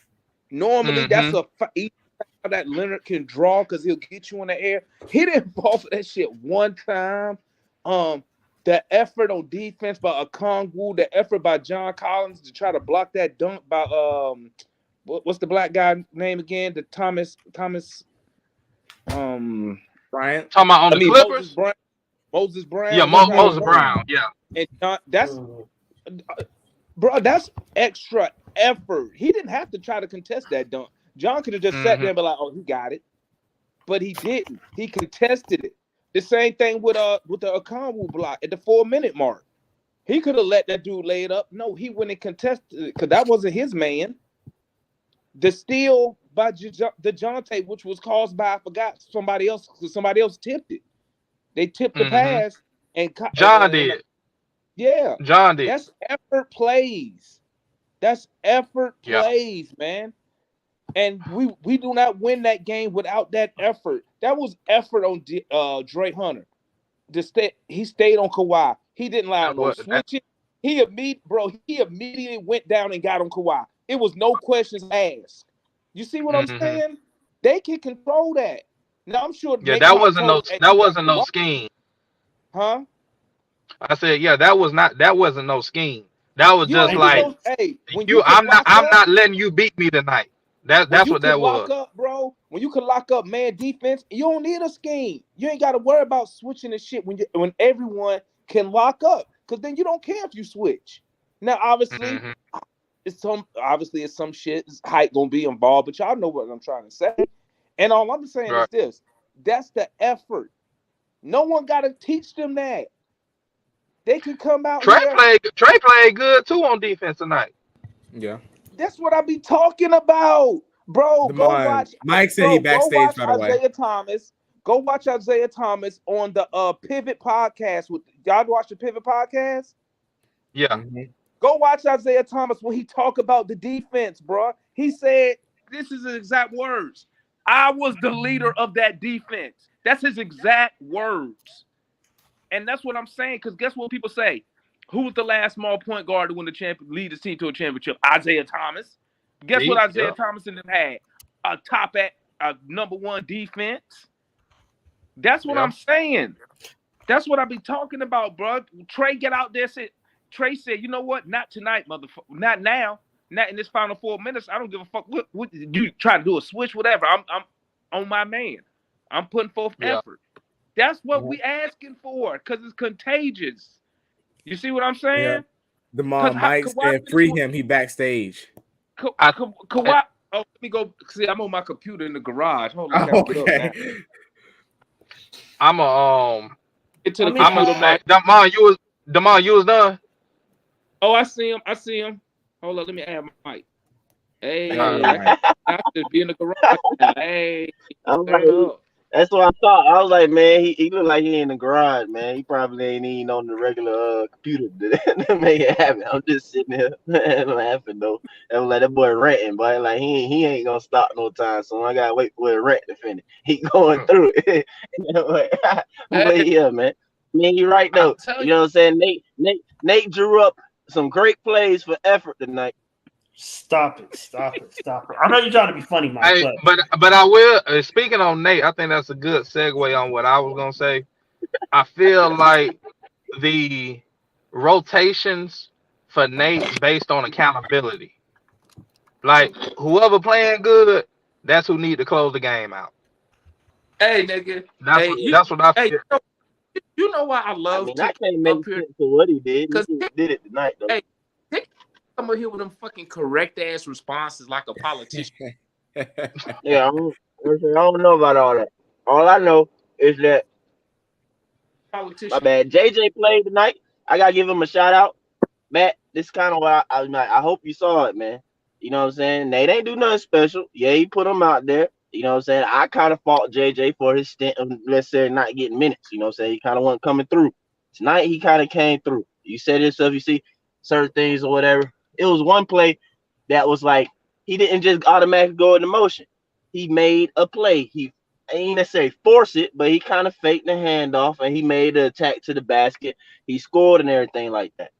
It's the same thing I've but always said in the sense with Jay. What?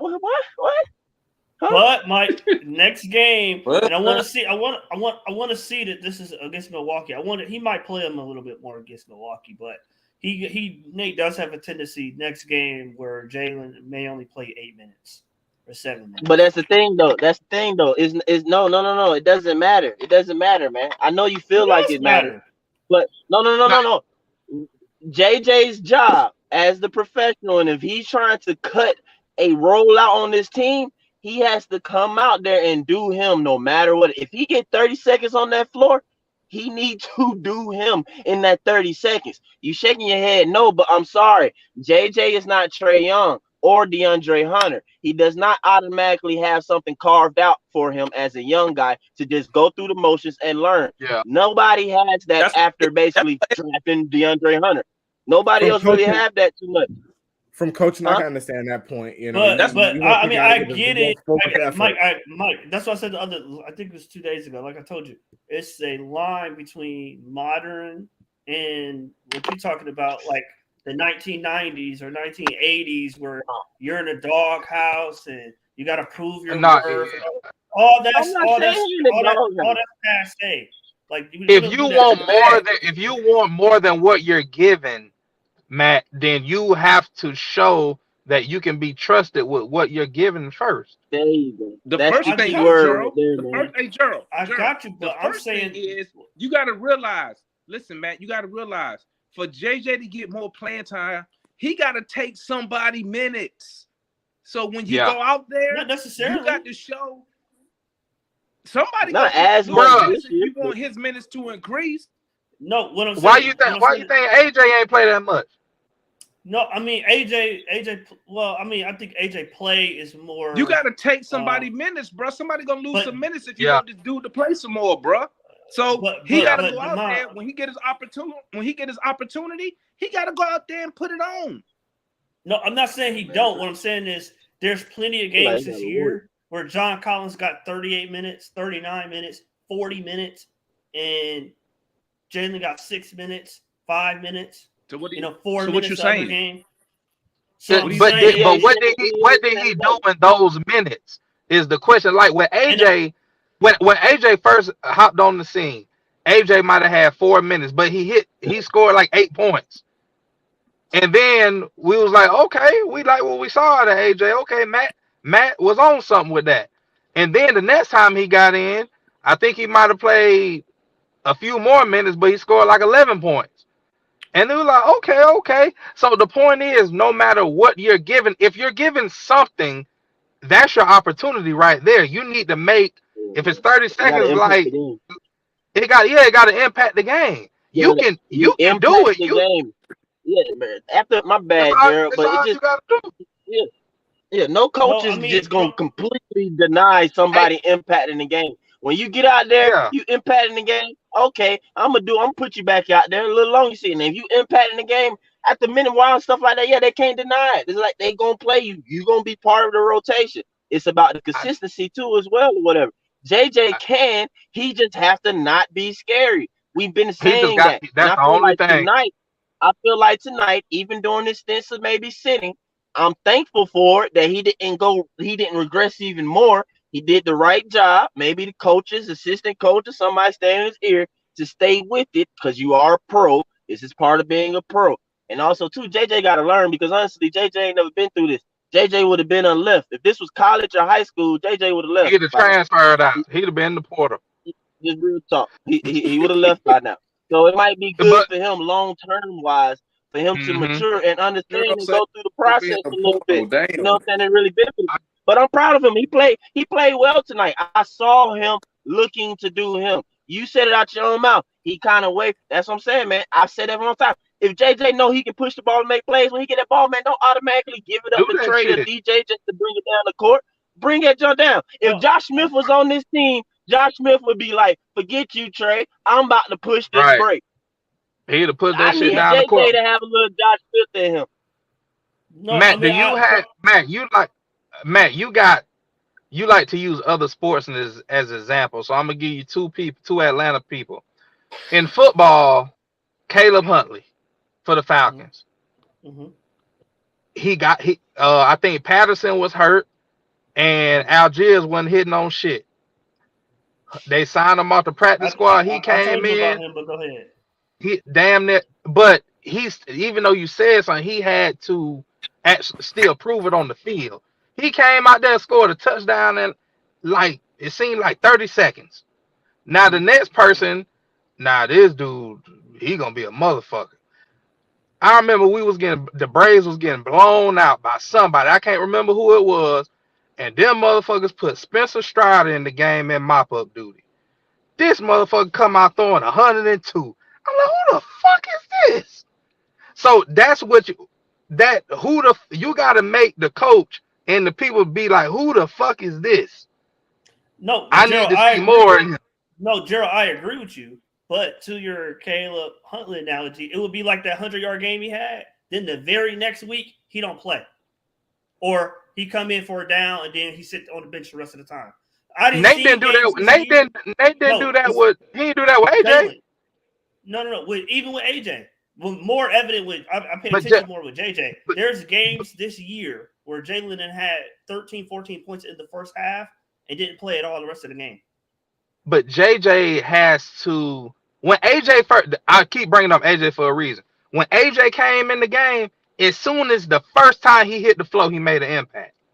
But with JJ got a shorter leash because he ain't a rookie. He's supposed to already be a little ahead. But it's different when, like I said, AJ has a NBA skill, defined NBA skill. Like no matter what, he has this one singular thing that they can depend on every single night for him to do. That's transferable from college. No, but I'm saying with JJ, it's more a package of things than one singular skill. So it takes long. It's going to take a little bit longer to show than just being able to shoot. Like AJ, no, it's easier. It does. JJ got it easier than AJ because JJ can get the ball. JJ can get rebound for one. Yeah, but I'm saying like rebounding, passing, like those type of things isn't something like every single night that I feel like, oh, I might need that tonight, or I might need him to get a couple rebounds. No, that ain't true. Push the ball in transition. But with AJ, Damon, real quick, post link in the chat. Jordan wants to join. Real quick, my bad. You know what I'm saying? Like AJ he has one. I told you when he got drafted, he has one. I mean, I didn't know he could do all this. I mean, I had a feeling, but I didn't know he could do all the stuff he could do with the handle. You knew what his main thing was. Right. What I'm saying with Jalen, it's not the same thing. Like he's not a shooter. Like what his one defined skill is not going to be able to be displayed every game because it's a little bit of everything. So I'm saying it takes a little bit longer to show. You're not going to be able to show that in 2 minutes. No, yeah, you can. If you grab that board and you go coast to coast and yam that bitch for an and one. But I'm saying, Mike, what you think? What happened right after that? Matt want us to be Orlando, bro. I'm telling you, bro. You can compete. Well, not compete. Well, you can win and still play young players. Denver does it every year. When whoever they draft, but Matt, Denver, when you say win, when you say win, are you talking about a championship contender or are you talking about a playoff team? I was about to say, that's why I changed it from contending to winning. That's why I changed it from contending. Denver wins 50-something games every single year. No matter who they draft, Bones Highland, no matter who they draft, he plays immediately. But there may have been a void at that position, Matt. Matter of fact, there was a void at that Jamal Murray to begin with. And then number one, Jamal Murray has been hurt since the bubble. Number two, Jokic is on that team. Okay? So let's take him off. You probably wouldn't even mention no Bones Highland. You can't use that team, man. But number one, though, Murray has been hurt. Everybody, Demond already told you. I use Bones Highland as the latest example, but I'm saying every guy they draft over Memphis, every dude they draft, he plays immediately, except Kenny Lofton, but they didn't draft him. Zaire Williams played immediately. Koshar plays immediately. Whoever they draft, but they earned it. That was saying Kochar did, but Zaire Williams, is he playing this year? I ain't never seen him anything to show up on anything. He played last year as a rookie. He played last year. No, well, I know he got some time last year as a rookie. But did Kochar play like Zaire last year? Because I don't remember Kochar showing up last year. But he does play. But I'm saying they didn't. Matt, you mean they didn't have to. John Memphis Concar? didn't wait for Zaire. Yeah, that's what we're talking about, Alan. Okay. Kochar, whatever he starts Zaire now. Williams to have a 25-point game for him to play. Let's wait for him to have 25 for him to get out there. Nobody wait for 20. Nobody wait for that. But also though, Memphis, Memphis in a sense or whatever is about defense, right? Zaire Williams, he is a defender. So I'm not part of their franchise. I ain't no Grizzlies fan. I'm just gonna go out on a whim and say that he probably showed his coach that he can be dependent on defensive, because I know he sucked offensively and he still got to develop on that. So why he on the court? When it comes to a lot of coaches and stuff like that, man, he's supposed to knock down. I'm going to when he coming into the league. I don't know how he is now or anything like that. Zaire Williams was not no doggone shooter.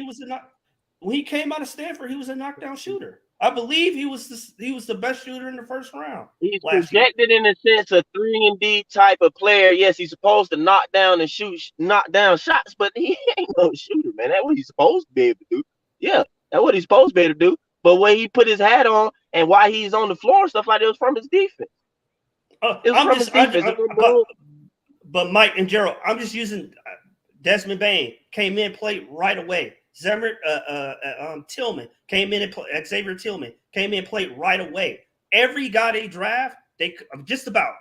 But there was nobody. Matt, I get what you're saying. But they, outside of Steven Adams, and I don't know who else they got. That's like a vet. There was nobody in their way. Danny Green. There was nobody in their way.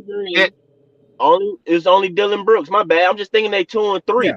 I know I got a homeboy who's a Grizzlies fan. We talked about it. What kind of they need is a wing player to talk about stuff like they need that. They need that. So they was gonna play regardless. Still trying to find that. Now they have done good a job with Bain, but they missing that 2 or 3 type guy that they can really lean on or whatever. I mean, they got Dylan Brooks in a sense, but that's what they really need because they kind of got the paint things, whatever. I mean, but anyway, man, that's a Grizzlies, man. I don't care. No. I just brought them up as an example. Like you don't have to. There are teams that are winning that still play their young guys. You don't have to sacrifice. The guys that we have, the people that play in front of them, we paying them a lot of money. But okay, do you think JC needs to be playing 40 minutes a game? While Why? what's his name If Yes, playing yes, 8? yes. Why yes, not? if CC not in the Why not? game, hell yeah, you do. But why not though? Why not? But You y'all, act like he but Gerald, old or something. How old is I don't John know. Collins? Matt No, I'm be not saying he hating, bro. old. I'm not saying he old. What I'm saying is you can find 5 minutes, 4 minutes on That top of what he sound brings good, to the Matt, game. until you get. So I Matt love when folks is say a this. hater, Analysts, tell me dog. if I'm lying. Tell me if I'm lying. You got a rotation set up before the game start until you see the flow of the game, and it's like, shit, I'm supposed to put goddamn EG in. I'm not EG, but whoever EG backup was. Right. Damn, I'm supposed to put EG backup in. Shit, we down 10. Fuck that. I ain't got time to experiment right now. EG about to run this shit for a few more minutes.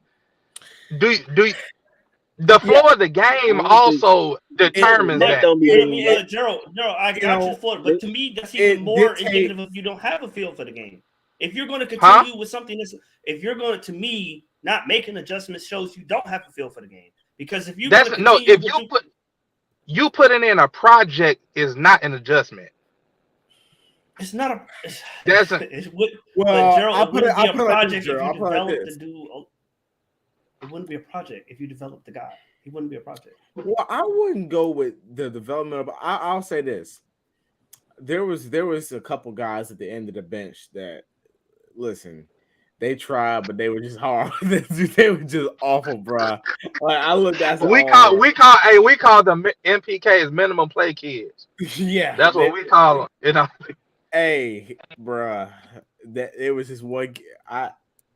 That's a conversation for off air. Anyways, I got you. so anyways, there'd be a time where we'll be down, and I'll look and be like, "Man, y'all suck right now. Y'all ain't getting Right. it done." And Then then you look at the bench. I'll look at the bench and I'll be like, "Go Y'all go suck give me too. something." And then sometimes it'll work. Sometimes it'll backfire on me. Like you should have put that little sorry dude there, But listen, I tell you what, the Florida game does dictate what adjustments you make because listen, I put it to you this way, and a lot of the games I went in with a free mindset where I'd be sitting down, I'll be typing up a little scouting report and stuff, and I'm like, all right, here's where a free mind to come. Some games I'm like, I'm not going with a rotation tonight, and then the game would say you going with that rotation because you ain't got no choice. These are the guys that's gonna stick it out and win. So it goes both ways, But listen, like one thing that I will lay a little low on Nate on is whether I think he knows the pulse of the team or not. He's still on the sideline, and I know for me, I know that at certain times in the game, I knew what my team needed, and like I said, I have my opinion on Nate, but I just have to trust that he knows the pulse of his ball club, because there's been plenty of times where I hear somebody mama yell at the crowd to put their child in the game. Put Booby in the game. Oh my god, that should be the worst, but yeah, that should be funny though. That should be too funny, especially if Booby ain't gonna make no difference. Exactly. Like there's this one mama, she knew her child sucked too, and he was this dude was this dude was missing layups and then layup line and warm-ups for the game. I was just like, God, I should have cut you in tryouts. Oh, but no, man. We sitting up here. Well, man, I think Matt would make a great youth rec coach, because in rec everybody got to play. Yeah, Matt will make a great rec coach because y'all would know, man. I think Matt would do the exact opposite. Because everybody got to play. That's saying that's what I love coaching. I don't like coaching older kids because I be about to slap them I like Coach Hey. U. I don't think Matt would have the patience for them, man. Not for them kids. No, Oh yeah, But you're right. He gonna be telling 7-year-olds to do a flex cut. Coach, I can't even spell that's what I'm flex. saying. no, what I'm saying, I mean, me personally, I was with I'm high school varsity, I'm highly you know. competitive. Okay, so I don't. To me, you can be competitive and win. Jamal, you didn't drop the link. Oh shit! Okay.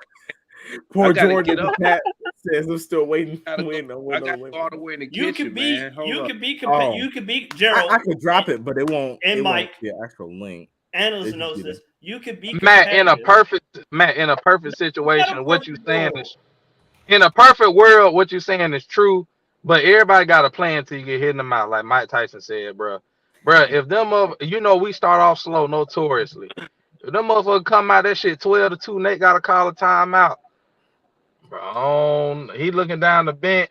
Ain't nothing worse than looking at your sideline of the bench, and it ain't no answer to what's going on the field or on the court, bro. That's an awful feeling. That shit is you helpless. JJ you might as well go sit down. You might as well go sit down. But Gerald, right. whether That's why Nate fold his off. Gerald, whether it's AAU, college, you know what I'm saying? Like you to me, at least, you have to be able to evolve like that. And staying stagnant with what you had written down on a piece of paper at 3:00 when you had your final walkthrough, that's not, you know what I'm saying? Like, you do got to be able to adjust, but it's one thing adjust. It's one thing to adjust, but there's two different things when you're adjusting and when you're trying to develop a player. Normally, when you're trying to get a player reps is in garbage time normally. Or if somebody hurt, then you ain't got no choice but to put him in and be the backup. But those JJ are really the only two times. That's the thing. He get more than enough time, Matt, for him to show what he can do. It don't take 50 games or it don't take 20 minutes a night for JJ to show what he can do. He just need to grab that shit off the rim, grab a miss off the rim, take that bit coast to coast, yam that bit for an and one, and make the free throw. And then when they take him out before he's supposed to take him out, and then when everybody cussing Nate out, why the hell you take him out? Then that's when he gonna get more PT. But Gerald, I agree with you. If there was, and I know Mike don't like any type of resemblance of sets or plays or nothing like that. But JJ don't need it. JJ don't need it. No, Mike. No, Gerald. I'm saying if this was, hey, y'all, Jalen's gonna get that rebound, and Jalen's going to dictate the offense, and he's going to facilitate, right? And for these 2 minutes, I know we down by 20, we're up by 20, but for these 2 minutes, Jalen gonna be the one out there facilitating and making stuff happen. If that was the case and he couldn't perform, then to me you have a legitimate argument. But if he's standing over there in the corner because time out. I missed that. Matt, clear this up for me. I gotta rewind it. You said that Nate's supposed to enforce team. Hey, Mike, real quick. What? Hey, real quick. Hey, I'm gonna end this broadcast, man. Y'all keep chopping it up. Make sure you can. What? All right, keep going, Mike. No, I was just trying to. So, yeah, did you say that? Like, I guess